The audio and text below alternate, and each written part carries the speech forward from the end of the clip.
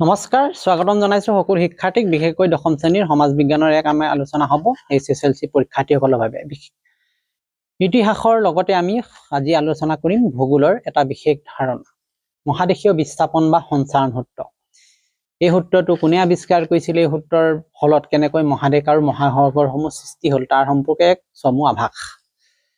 এতিয়া মহাদেশীয় বিস্থাপন সূত্ৰটো আগবঢ়াইছিল আলফ্ৰেড ৱেগনাৰে।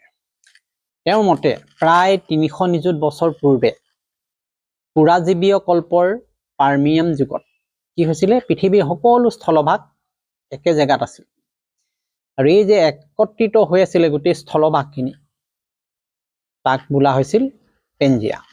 আৰু ইয়াৰ চাৰিওফালে প্ৰায় জলভাগেৰে আগুৰি আছিল, সেই জলভাগক বোলা হৈছিল পান্থালাছা।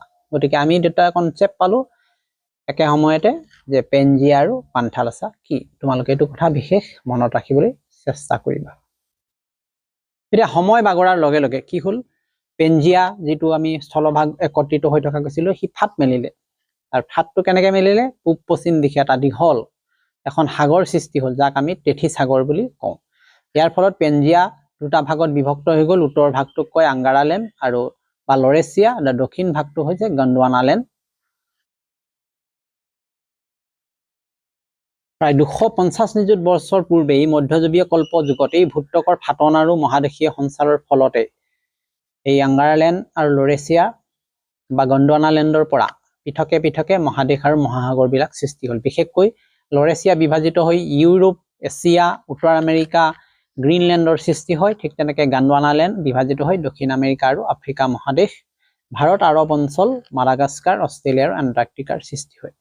গতিকে মৰমৰ ছাত্ৰ ছাত্ৰীসকল, আমি একেবাৰে সংক্ষেপতে আজি মহাদেশীয় বিস্থাপন সূত্ৰ আৰু মহাদেশসমূহৰ সৃষ্টিৰ এক বিশেষ প্ৰক্ৰিয়াৰ কথা পঢ়িলো। আশা কৰিছো তোমালোকে সহজে বুজি পালা। এই বিষয়ে তোমালোকে আৰু ভিডিঅ' পাই থাকিবলৈ মোৰ ফেচবুক পেজখন চাই থাকিবা, ফ'ল' কৰিবা, লগতে মোৰ ইউটিউব চেনেল জ্ঞান সাগৰ সলিউশ্যন ছাবস্ক্ৰাইব কৰিবা। গতিকে ইয়াৰ পিছত আৰু নতুন ভিডিঅ' আমি আনিম। আজিলৈ এৰিছো, ধন্যবাদ।